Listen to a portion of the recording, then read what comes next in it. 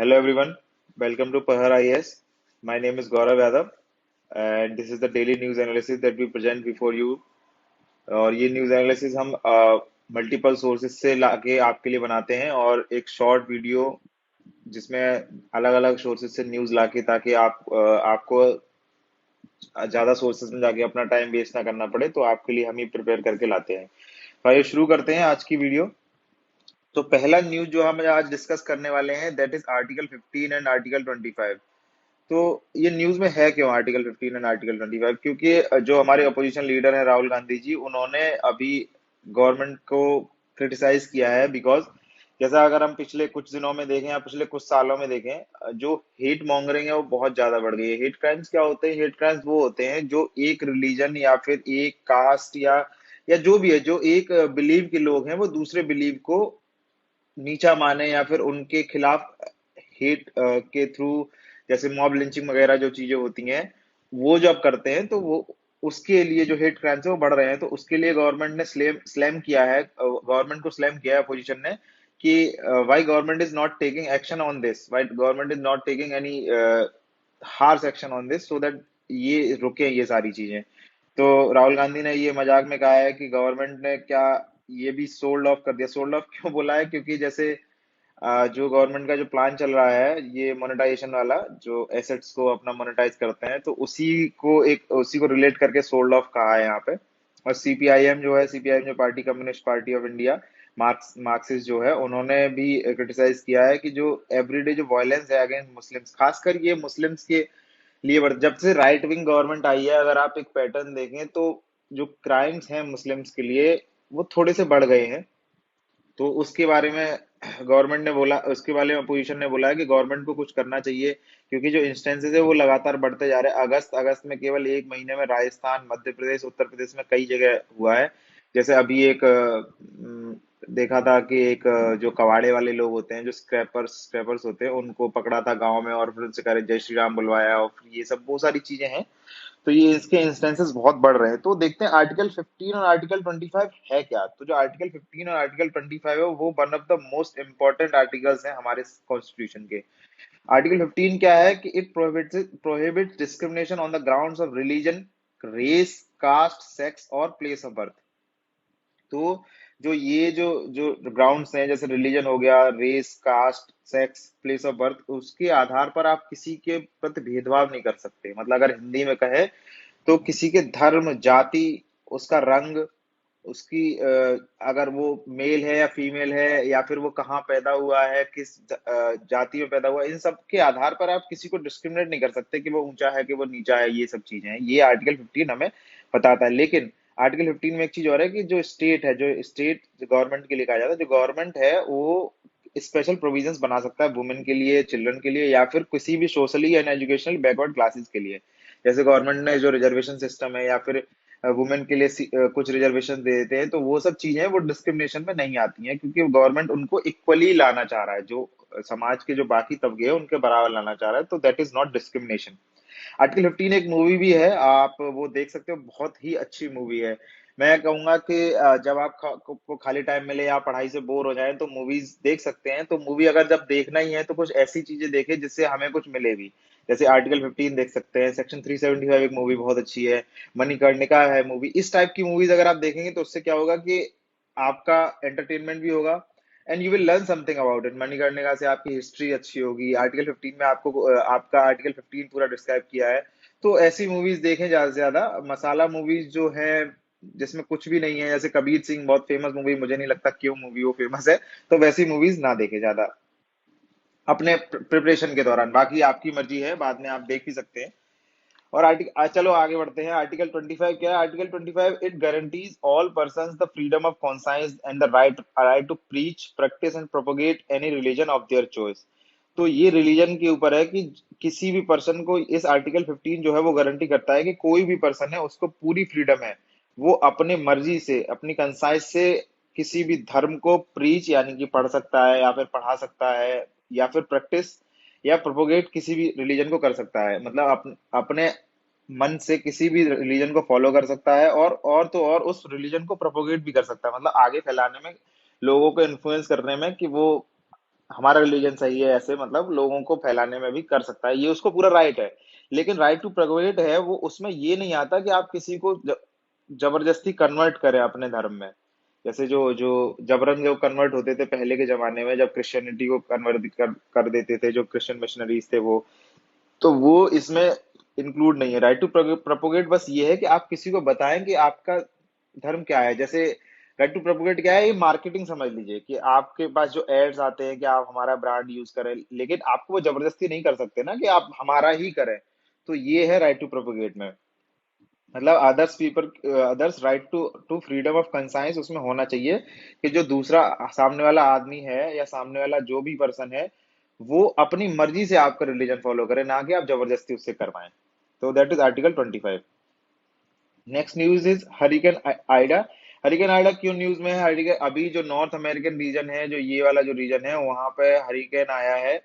तो ये बहुत ही उसने डिवास्टेटिंग इम्पैक्ट है नॉर्थ अमेरिकन रीजन में। तो powerful hurricane Ida battered the southern US state of Louisiana and knocking out power for more than a million people including the whole of New Orleans. Sorry, मैंने north बोला, it was South America, south of North America. ये था clear, south of North America. तो अगर देखा जाए तो जो स्टेट ऑफ लुइसियाना है और न्यू ऑरलियंस है, वहां पे जाके इसने इम्पेक्ट किया मिलियंस ऑफ लोगों के लिए। इलेक्ट्रिसिटी बहुत देर तक नहीं आई, knocking out power for millions of people. तो ये बहुत मुश्किलें वहां के लिए पैदा करती। तो देखते हरिकेन आइडा है क्या। Hurricane Aida is a weakening tropical depression that became the second most intense hurricane to strike the US state of Louisiana on record, only behind Hurricane Katrina of 2005। तो जो हरिकेन आइडा है वो state of ल्यूसाना को hit करने वाला second most intense hurricane बन गया है। इससे पहले जो जो सबसे टॉप पे है वो था हरिकेन कैटरीना, जो आपने सुना होगा 2005 में आया था, बहुत ही इंटेंस हरिकेन में से एक है वो। तो वो अभी भी टॉप पे है, ये सेकंड है। Ida slam into Louisiana coast as a category 4 storm. तो जो ये जो हरिकेन है उसको कैटेगरी 4 स्टॉर्म में रखा गया है, जो कैटेगराइज किया जाता है उसकी इंटेंसिटी के हिसाब से। तो the source for this news is the Hindu. Third news is Vande Bharat train. Vande Bharat train क्यों न्यूज में है? क्योंकि अभी जो हमारी जो 75th एनिवर्सरी थी हमारी इंडिपेंडेंस की, उसमें हमारे माननीय प्रधानमंत्री जी ने 75 न्यू वंदे भारत ट्रेन का इंक्लूजन का ऐलान किया है। तो उसलिए ये न्यूज में है। The railway plans to operate 102 Vande Bharat train by March 2024। तो 75 अभी बोली हैं और पहले से जो थी उसको मिला के 102 वंदे भारत ट्रेन हो जाएंगी। मार्च 2024 तक का प्लान है रेलवेज का। तो देखते हैं न्यूज के बारे में आगे। The days after prime minister Narendra Modi announce the operation of 75 Vande Bharat train on the occasion of 75th independence day celebrations, the Ministry of Railway has floated tenders for manufacturing 58 racks, each comprising 16 coaches. Tenders have already been floated for making 44 rakes. तो जब प्रधानमंत्री जी ने अभी 15 अगस्त को announcement किया था 75 new वंदे Bharat train के लिए, तो उसी को फॉलो करते हुए जो रेलवे मिनिस्ट्री है उन्होंने टेंडर्स निकाले हैं 58 रेक्स के लिए। 50 रेक्स क्या होती है? रेक्स जो आप जैसे जब ट्रेन में जाते होंगे तो जो एक पूरा होता है, जो सारे जुड़े हुए कोचेज होते हैं, मतलब आप एक कोच से सारे कोचेज में जा सकते हैं, तो उस पूरे को रेक्स कहते हैं। तो 58 न्यू रेक्स के लिए उन्होंने टेंडर निकाले और ईच रेक में 16 कोचेज होंगे, 16 डब्बे होंगे एक एक रेक में। तो उसके लिए टेंडर्स निकाले हैं और उससे पहले भी जो 44 रेक्स के लिए टेंडर पहले ही निकल चुके हैं। तो train 18 letter named Vande Bharat. Vande Bharat का पहले जो नाम शुरुआत में रखा गया था दैट वाज ट्रेन 18, तो उसका बाद में वंदे भारत रखा गया। Was rolled out by the integral coach factory Chennai. ये जो बनाई गई है वो इंटीग्रल कोच फैक्ट्री चेन्नई में बनी है। It was showcased as India's first semi high speed train with an operational efficiency of 160 kilometre per hour, was celebrated as one of the most successful product of the make India mission. तो ये जो है India की first semi high speed train कही जाती है और इसकी जो ऑपरेशनल एफिशिएंसी है 160 किलोमीटर पर आवर की है। और इसको मेक इन इंडिया जो मिशन है उसका one of the most successful product है मेक इन इंडिया का। मतलब ये पूरी तरह इंडिया में बनी है और इसको सबसे सफल प्रोडक्ट माना जाता है मेक इन इंडिया का। However, it ran into controversy over allegation of compromises on safety, bringing production of more rakes to a grinding halt.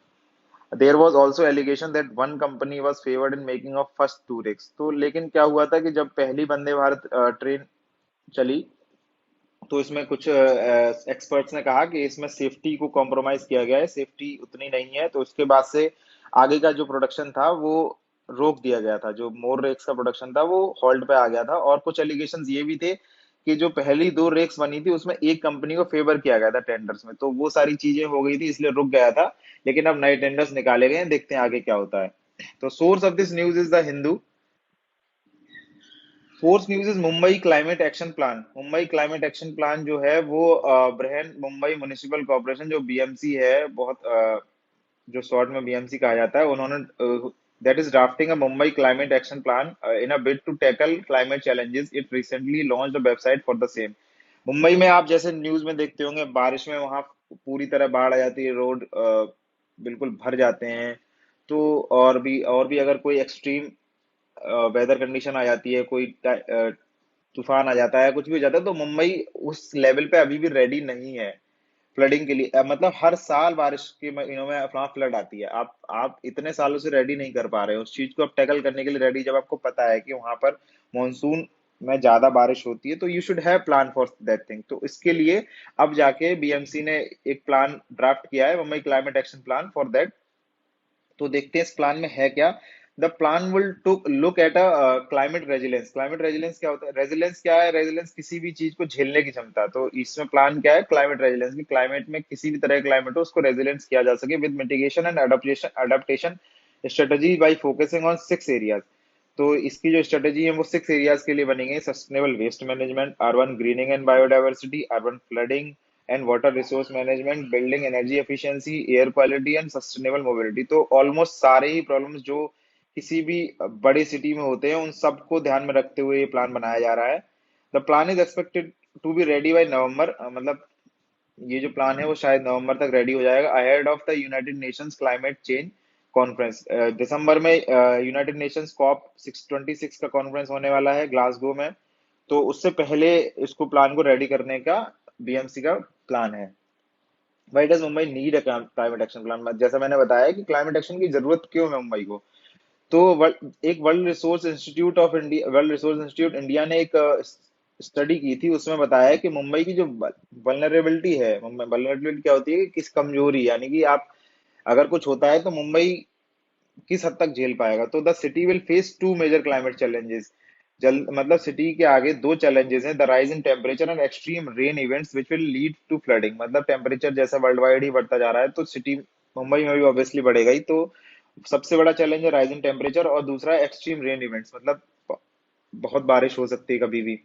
Recent report from Intergovernmental Panel on Climate Change, जैसे IPCC की report है जो पिछले कुछ दिनों से बहुत news में has warned that at least 12 Indian coastal cities including Mumbai will face sea rise of 0.1 metres to 0.3 metre in next 3 decade due to climate change. तो आईपीसीसी की एक रिपोर्ट है, उसने उन्होंने कहा है इंडिया के 12 कोस्टल सिटीज क्या होते हैं? जो समुद्री तट पर हैं। तो 12 ऐसे सिटी जो समुद्री तट पर हैं उनमें, और मुंबई उसमें इंक्लूडेड है, उनमें 0.1 से लेके 0.3 मीटर्स तक का सी लेवल का राइज हो सकता है। जो जो समुद्र की जो समुद्र तल है वो उसकी जो लेवल है वो बढ़ सकता है। तो ये उन्होंने वार्न किया था। और C40 City Climate Leadership Group, this has been done following Mumbai commitment to C40 City Climate Leadership Group. तो ये जो प्लान है वो एक वजह तो ये हो गई कि ये रिपोर्ट है, दूसरी वजह ये है कि जो मुंबई का कमिटमेंट है C40 सिटीज के लिए, C40 सिटी ग्रुप में, उसको कमिटमेंट को फॉलो करने के लिए भी, तो मुंबई ने ये जो ग्रुप था इसको दिसंबर 2020 में ज्वाइन किया है, C40 सिटीज ग्रुप को। ये देखते हैं C40 सिटीज ग्रुप है क्या। तो there are 97 cities across the world connected in C40 cities। तो ये जो ग्रुप है इसमें 97 cities हैं all across the world who are poised to develop and implement climate action plan to address climate changes by reducing greenhouse gas emissions significantly। तो इन जो group है इसका कमिटमेंट है कि वो क्लाइमेट एक्शन प्लान्स बनाएंगे ताकि जो क्लाइमेट चेंजेस हो रहे हैं उसको रोक सकें। वो कैसे रोकेंगे? ताकि by reducing green house gas emission significantly.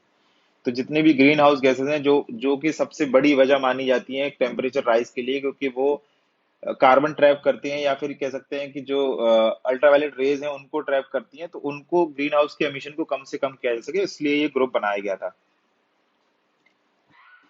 Fifth news is Universal Postal Union India has, और यूनिवर्सल पोस्टल यूनियन क्यों न्यूज में है? Because India has been elected to the council of administration at 27th Universal Postal Union Congress in Abidjan. India was also elected with 106 votes out of 156 countries to the Postal Operations Council at the 27th UPU Congress in Abidjan. तो अभी 26 universal Postal Union Congress हुई, मतलब 26 meeting थी उनकी अबिदजान में, और उस meeting में इंडिया को काउंसिल ऑफ एडमिनिस्ट्रेशन में इलेक्ट किया गया है, और इंडिया को पोस्टल ऑपरेशन काउंसिल में भी इलेक्ट किया गया है, जिसमें कि 156 देशों में से 106 वोट्स इंडिया को मिले। तो इंडिया इस यूपीयू के जो दो ब्रांचेस हैं, council of administration and postal operation council, इन दोनों में इंडिया को इलेक्ट किया गया है। देखते हैं यूपीयू है क्या। The universal Postal union was established by treaty of burn. Burn एक जगह है, तो ट्रीटी ऑफ बर्न ऑफ 1874 में ये यूपीयू का एस्टेब्लिशमेंट हुआ। यूपीयू का एस्टेब्लिशमेंट क्यों हुआ देखते हैं। The specialised agency of United Nations that coordinates postal policies among member nations in addition to world wide postal system। तो जो यूएन की ये जो एजेंसी है यूपीयू, ये क्या करती है कि अलग अलग पोस्टल पॉलिसी जो इसके मेंबर नेशन है उसमें पोस्टल पॉलिसीज को लेके ही कोऑर्डिनेट करती है कि कैसी होनी चाहिए, यानी कि जो यूनिवर्सल पोस्टल पॉलिसीज है वो कोऑर्डिनेटेड होनी चाहिए। ये नहीं कि कहीं की कुछ, मतलब है वैसे सोवरेन, सारे देश अपनी अपनी पोस्टल पॉलिसीज डिसाइड करेंगे, but that should be coordinated with all member Nations. ये है इसका mandate. The UPU contains four bodies. UPU में फोर बॉडीज आती हैं। एक तो कांग्रेस, जिसकी जो अभी कांग्रेस जो हुई अभी 27th। काउंसिल ऑफ एडमिनिस्ट्रेशन, जिसमें इंडिया का इलेक्शन हुआ है। पोस्टल ऑपरेशन काउंसिल, इसमें भी इंडिया का इलेक्शन हुआ है। And the international bureau. ये चार बॉडी जो है वो यूपीयू की होती हैं। It also oversees the telematics and express mail services. Telematic and express mail services को भी ये देखता है यूपीयू। तो यूपीयू का है जो हेडक्वार्टर है वो है बर्न, स्विट्जरलैंड में। जो ट्रीटी ऑफ बर्न थी वो है ये बर्न, स्विट्जरलैंड में इसका हेडक्वार्टर है। तो ये जब अगर कोई भी काउंसिल या कुछ भी कोई इंस्टीट्यूशन न्यूज में होता है तो उसमें कभी कभी क्वेश्चन पूछ लेते हैं कि इसका हेडक्वार्टर कहाँ पे है, तो ये आप ध्यान में रख सकते हैं। The source of this news is all India radio. Six news जो है आज वो है UNSC resolution of Afghanistan. UNSC resolution of Afghanistan क्यों न्यूज में है? जैसा कि आपको पता है कि अभी कल इंडिया का लास्ट डे था as a president in UNSC. तो कल लास्ट डे था, तो वहां पे एक रेजोल्यूशन पास किया है। रेजोल्यूशन 2593 करके जो रेजोल्यूशन है उसको पास किया गया है। Despite the Despite the absenteeism of two P5 countries, Russia and China, for the India-led United Nations Security Council Resolution 2593, the government of India said it was a matter of satisfaction that the resolution addressed India's key concerns on Afghanistan। तो resolution pass हुआ, जबकि दो P5 country जो है वो Russia और China absent थे, उसके बावजूद रेजोल्यूशन पास हुआ। तो ये क्यों अच्छी बात है कि जो इंडिया के जो की कंसर्न्स थे अफगानिस्तान को लेकर, वो उसमें मेंशन किए गए उस रेजोल्यूशन में। देखते हैं आगे। जो P5 कंट्रीज क्या क्या, P5 कंट्रीज परमानेंट मेंबर्स है यूनाइटेड नेशन सिक्योरिटी काउंसिल्स के। वो क्या कौन कौन है? चाइना है, फ्रांस है, रशिया है, द यूके है एंड द यूएस है। तो इनमें से दो जो थे वो एब्सेंट थे, चाइना और रशिया। उसके बावजूद रेजोल्यूशन पास हुआ। तो रेजोल्यूशन में क्या क्या है? Resolution called on Taliban to keep their commitments on preventing terror groups off in Afghanistan and urge them to assist the safe evacuation of all Afghan nationals wishing to leave the country. तो resolution है उसमें तालिबान से ये कहा गया है कि जो उनके कमिटमेंट्स हैं, जो जब वो जो दोहा में जो डील हुई थी उसमें जो उन्होंने कमिटमेंट्स किए हैं कि वो सत्ता में आने के बाद किसी भी टेरर ग्रुप को अफगानिस्तान की जमीन पर नहीं पनपने देंगे। तो उस कमिटमेंट को वो अपना रखें कि preventing terror groups in Afghanistan, और दूसरा कि जो भी अफगानिस्तान के जो वासी हैं, अफगान नेशनल से, वो जो देश से जाना चाहते हैं तो उनको निकलने दें, उनको सेफ इवैक्यूएशन में हेल्प करें। और रेजोल्यूशन में क्या है? Resolution demands that Afghan territory should not be used to threaten or attack any country or to shelter and train terrorist or and plan or finance terrorist attack. तो जो अफगान की territory यानी कि अफगानी जमीन है, वो किसी भी दूसरे देश को अटैक करने के लिए या फिर धमकाने के लिए नहीं यूज होना चाहिए, और दूसरा ना कि और किसी टेररिस्ट को ट्रेन या शेल्टर करने के लिए या फिर plan or finance terrorist attack, मतलब किसी देश पर टेररिस्ट हमला करने के लिए भी नहीं यूज होनी चाहिए जो अफगानी जमीन है। तो ये सारी चीज रेजोल्यूशन में थी। दूसरा जो टेररिस्ट, जैसे ये जो लिस्ट है टेररिस्ट की, इसमें जो रेजोल्यूशन 1261 में जो मेंशन है टेररिस्ट ऑर्गेनाइजेशन जैसे लश्कर तायबा और जैश ए मोहम्मद, उसको भी इंक्लूड किया गया है। ये भी मतलब जो लिस्ट ऑफ टेररिस्ट है उसमें इंक्लूड किया गया है। अफगान में इसको नहीं करना है, ये है ऐसा। Seventh news is about India's economic growth. India's economic growth क्यों न्यूज में है कि जो इंडिया के जीडीपी जो ग्रो हुआ है पहले क्वार्टर में 2021 के एंड 22 के जो पहले क्वार्टर में जो हुआ है, मार्च के बाद से अप्रैल मई जून का जो क्वार्टर है, तो उसमें 20.1% की 20.1% ग्रो हुआ है, compared with the 24.4% of contraction, जो कि अगर इसी क्वार्टर में पिछले साल में देखें, यानी कि जो फर्स्ट क्वार्टर ऑफ 2020 जो था उसमें 24.4 कॉन्ट्रेक्शन हुआ था, जो कि बहुत बड़ा कॉन्ट्रेक्शन माना जाता है अभी तक का। तो जो कॉन्ट्रेक्शन था उसके कंपेयर में इस साल 20.1 का ग्रोथ हुआ है। But economic activity remained well below the pre-pandemic levels thanks to the second wave of COVID-19। तो इतनी ग्रोथ के बावजूद जो इकोनॉमिक एक्टिविटी है वो अभी भी प्री पेंडेमिक लेवल से नीचे है। प्री पेंडेमिक लेवल्स क्या होती हैं? जो पेंडेमिक से पहले जो हमारी इकोनॉमिक ग्रोथ थी, अभी तक हमारी इकोनॉमी उस लेवल पर नहीं पहुंची है, थैंक्स टू सेकंड वेव, क्योंकि सेकंड वेव आ गई थी दोबारा से इस साल में। तो देखते हैं और क्या क्या फैक्ट्स हैं। जो ग्रॉस वैल्यू एडेड है in the economy, GVA in the economy during the April to June period, ये जो पहला क्वार्टर है April to June period, rose by 18.8% as per the National Statistical Office from a 22.2 dip in the first quarter of 2020 to 21। तो जो पिछला साल था उसके फर्स्ट क्वार्टर में इतना डिप हुआ था 22.2, और उसी के कंपेयर में अगर देखें तो इस साल का जो पहला क्वार्टर है उसमें इतना राइज हुआ है जीबीए में। GVA for agriculture, forestry and fishing, the only sector to grow amid last year national lockdown, picked up a pace to grow 4.5% in quarter one this year from 3.5% in quarter one last year। तो जो GVA for agriculture forestry and fishing, ये एकमात्र ऐसा sector था कि पिछले साल के लॉकडाउन में जब सारी चीजें कॉन्ट्रैक्ट हुई थी, जब 24.4% का कॉन्ट्रेक्शन आया था, तो एकमात्र ऐसा ये सेक्टर था जिसमें जो कि पॉजिटिव ग्रोथ था। तो इसमें जो ग्रोथ हुई थी लास्ट ईयर वो 3.5% की ग्रोथ थी, ओनली ओनली पॉजिटिव सेक्टर। तो इसमें इस बार इससे भी थोड़ी सी ज्यादा ग्रोथ हुई है, एंड इस बार ये ग्रो हुआ है 4.5% के रेट पर। ओवरऑल जीवीए इन क्वार्टर वन, अगर मतलब सारे सेक्टर को मिला के जो जीवीए है क्वार्टर वन का, वो है 7.8 lower than the first quarter of 2019-20 at rupees 30,47,516 crore, while GDP remained 9.2% lower, indicating that the economy still has some way to go before it return to activity levels prevalent prior to the pandemic. तो अगर हम ये देखें कि जो GVA इस साल का है, इस साल के फर्स्ट क्वार्टर का है, वो देखें कि 2019 के जो पहला क्वार्टर था, यानी कि प्री पेंडेमिक लेवल, जब हमारे यहाँ पेंडेमिक नहीं आया था उससे लेवल, उसके अगर हिसाब से देखें तो इस साल का जो जीवीए है वो 2019 के पहले क्वार्टर के जीवीए से 7.8% लोअर है अभी भी, वाइल जीडीपी रिमेन 9.2% लोअर। ये जो जो कंपैरिजन किया जा रहा है वो 2019 और 20 के पहले क्वार्टर से किया जा रहा है, जब पेंडेमिक नहीं आया था, प्री पेंडेमिक लेवल। तो प्री पेंडेमिक लेवल से जीबीए अभी भी 7.8% लोअर है और जीडीपी अभी भी 9.2% लोअर है। तो इससे क्या इंडिकेट होता है that economy still has some way to go before it return to pre pandemic level, की इकोनॉमी को अभी भी बहुत थोड़ा टाइम लगेगा प्री पेंडेमिक लेवल तक पहुंचने में। हालांकि ग्रोथ है, अपटिक है, यानी कि हम ग्रोथ की तरफ जा रहे हैं धीरे धीरे। तो अगर ऐसा ही चलता रहा तो अभी थोड़ा टाइम लगेगा प्री पेंडेमिक लेवल तक पहुंचने में।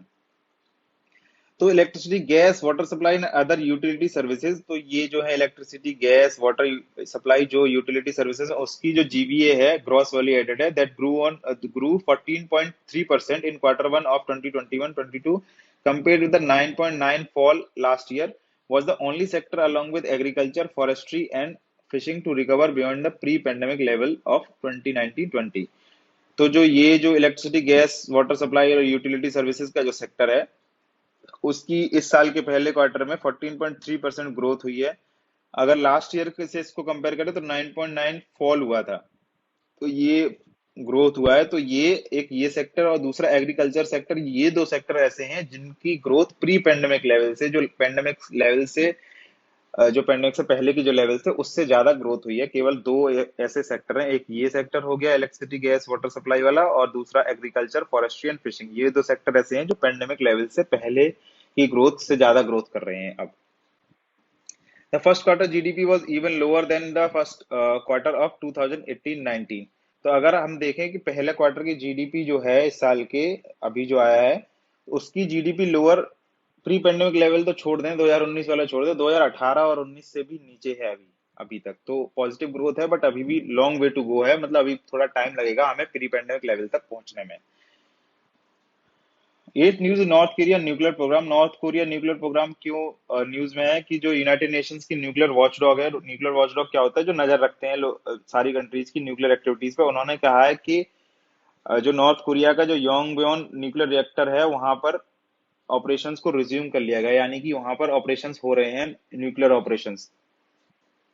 तो देखते हैं आगे क्या होता है। The international atomic energy agency जो है, ई आई ए, ये जो है, ये जो न्यूक्लियर वॉचडॉग हम कह रहे थे वो ये है, International Atomic Energy Agency, stated that while monitors have not been granted access to the Yongbyon site, there are indications that the 5 megawatt reactor is once more producing plutonium for the first time since December 2018। तो उनका ये कहना है इसका IAEA का कि monitors वहां पे एक्सेस ग्रांट नहीं किया। मॉनिटर्स क्या, जो जो इस एजेंसी के जो लोग होते हैं, जो जगह जगह जाके चेक करते हैं कि वहां पर न्यूक्लियर पावर तो या फिर न्यूक्लियर वेपन्स तो नहीं बनाए जा रहे, उनको नॉर्थ कोरिया में एक्सेस नहीं है, यानी कि नॉर्थ कोरिया में उनको आने का अलाउ नहीं है स्टिल उनका। लेकिन कहीं से सैटेलाइट से या अलग अलग सोर्सेज से उनको पता चला है कि जो 5 मेगावाट का रिएक्टर है वहां पर प्लूटोनियम फिर से बनने लगा है दिसंबर 2018 के बाद।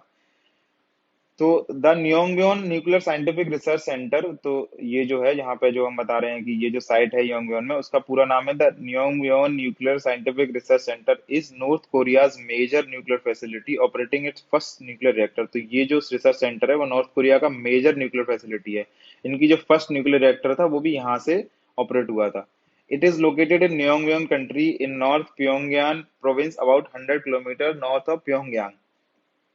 तो ये the centre produce the fissile material for North Korea 6 nuclear weapons test from 2016 to 2017। तो जो नॉर्थ कोरिया के 6 न्यूक्लियर वेपन टेस्ट हुए हैं 2006 से लेके 2017 तक, तो उस उन सारे टेस्ट के लिए जो फिसाइल मटेरियल था वो यहीं यहीं पर बना था। ये जो न्यूक्लियर साइंटिफिक रिसर्च सेंटर है, फिसाइल मटेरियल क्या होता है, any material that is able to go to the process of fission, ये होता है fissile material. And since 2019 is developing indigenous light water reactor nuclear power station technology। तो यही जो ये जो है सेंटर, यहाँ पर इन्होंने फिसाइल मटेरियल तो दिया ही दिया, और 2009 के बाद से ही indigenous light water reactor nuclear power station technology भी डेवलप कर रहे हैं। तो उसी के लिए आईएईए ने इंडिकेशन दिए है कि वहां पर शायद अब फिर से इन्होंने रिज्यूम कर लिया है। तो that was all for today, stay connected with us. तो हमारे जो सोर्सेज हैं वो the Hindu, Indian Express, All India Radio, PIB, Down to Earth, PRS, ये सारे सोर्सेज हैं, और हम सारे सोर्सेज को मिलाकर आपके लिए वीडियो लाते हैं। तो प्लीज लाइक करें वीडियो को, कमेंट करें सब एंड शेयर करें अपने दोस्तों के साथ, ताकि ज्यादा से ज्यादा तक ये पहुंचे, और चैनल को सब्सक्राइब करें, बेल आइकन भी दबाएं, और कमेंट करके हमको बताएं अगर अच्छी लगी तो, नहीं भी अच्छी लगी तो भी बताएं what we can do better and what can be upgrade in our video.